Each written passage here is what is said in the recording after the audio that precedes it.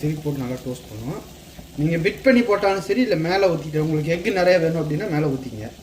Egg ரொம்ப தேவையில்லை, லைட்டாக சாப்பிட்றவங்களா இருந்தால் சும்மா இப்படி பிட் பண்ணி அப்படியே தூக்கி போட்டு சாப்பிடணும். ரொம்ப டேஸ்டியாக இருக்கும்.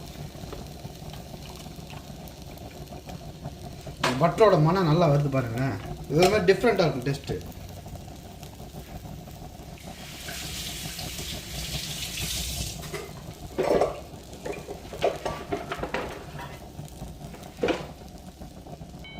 ஸோ இப்போ எடுத்துருவோம். ஸோ பாருங்கள் நல்லா குக் ஆயிடுச்சு. இப்போ எடுத்துருவோம். பாருங்கள், இதுதான் மசாலா ஃப்ரெஞ்ச் டோஸ்ட். ரொம்ப அருமையாக இருக்கும், ரொம்ப டேஸ்டியாக இருக்கும். மறக்காமல் ட்ரை பண்ணி பார்த்து மறக்காமல் இப்படி இருக்குன்னு சொல்லுங்கள்.